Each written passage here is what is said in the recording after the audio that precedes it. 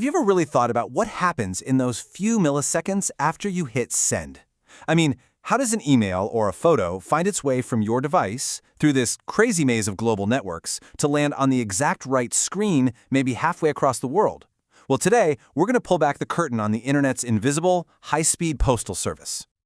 Just think about it for a second. It's not magic, but wow, it feels pretty close, right? It's this incredible system of rules and logic that works so flawlessly that we take it for granted.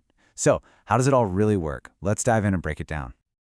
All right, here's our game plan. We'll kick things off with a simple postal service analogy. From there, we'll meet the network layer, the real engine behind it all.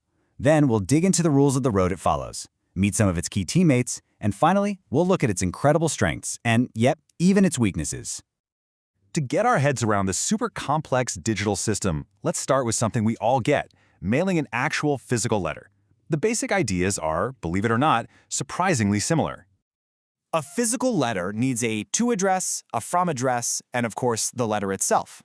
A data packet, which is just a small piece of your message, works the exact same way. It's got a destination IP address, a source IP address, and the actual data. It's this simple, standardized format that makes the whole global system work. Okay, so with that analogy in mind, let's meet the actual engine that's making all of this happen. It's called the network layer, and it's a fundamental piece of the puzzle for how computers talk to each other. You know, the key phrase here is across multiple interconnected networks. See, while other layers might just worry about getting data to the very next device in the chain, the network layer is looking at the big picture. Its one and only mission is to get that packet from its original starting point to its final destination, no matter how many different networks it has to jump across to get there. So what does it actually do? Well, it handles logical addressing by giving every device a unique IP. It does packetization, which is just wrapping data into those neat little packages, but its most critical jobs are routing and forwarding. That's figuring out the absolute best path for a packet and then physically moving it along to the next stop, all to achieve that final host-to-host delivery. For any global system to work, everyone's got to play by the same rules, right?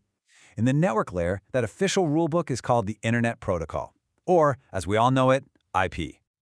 Just like the post office has super strict rules for how you have to write an address on an envelope, the Internet Protocol defines exactly how a packet's address needs to be formatted and read.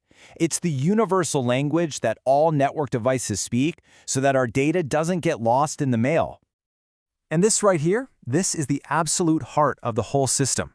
Your laptop, your phone, the server that's sending you this right now, every single one has a unique IP address. It's like a digital street address that lets a tiny packet of data find one specific house among billions.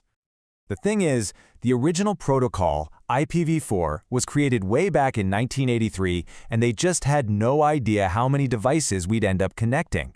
We were literally running out of addresses, kind of like running out of license plate combinations for cars.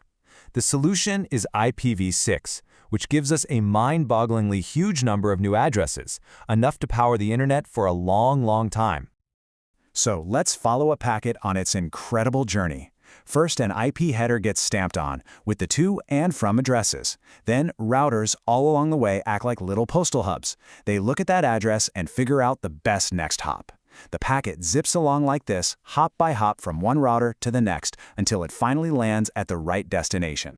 But what happens if a packet is just too big for one of those hops? No problem at all. The network layer can just chop it up into smaller fragments. It's kind of like sending a big book in several smaller envelopes if one is too big for the mailbox. All those pieces are then put back together in the right order when they arrive. Pretty smart, huh? But here's the thing. IP might be the star player, but it doesn't work alone. Nope, it's got a whole team of other protocols and tools, and each one has its own special job to do in the whole delivery process. And this table perfectly shows the kind of trade-offs we're talking about. So IP gets the packet to the right computer, but then what? A teammate like TCP comes in and makes sure every single packet arrives, and in the correct order, which is perfect for an email or a web page where you need every last bit of data. But for something like video streaming or gaming, you need speed. That's where UDP comes in. It's way faster because it doesn't bother resending lost packets, which is okay when one dropped video frame isn't the end of the world. So how do routers find the best path? Well, one way is smart routing, where they use a table to make an efficient choice, creating less traffic. The other option is flooding. It's more of a brute force method, where a router just sends the packet out on all possible paths. Sure, it creates more traffic, but it guarantees the packet finds the absolute shortest route by trying them all at once. So, look, this whole system is absolutely incredible, but it's not perfect. Like any massive piece of engineering, it's all about trade-offs that were made for a specific purpose. Let's take a look at what makes it so powerful and also where its limits are. Its greatest strength, by far, is internetworking. That amazing ability to connect all these completely different networks into one single global internet. The system is also incredibly scalable, built from the ground up to handle billions of devices. And because it uses these dynamic algorithms for routing, it can adapt to network changes on the fly, always finding a way for data to get through. But on the flip side, the network layer itself doesn't have a way to yell, "Hey, slow down!" And that can lead to network congestion. Think of it as a digital traffic jam. It also has to rely on other layers, like TCP, to handle any errors. So if a router gets totally overloaded, it might just start dropping packets.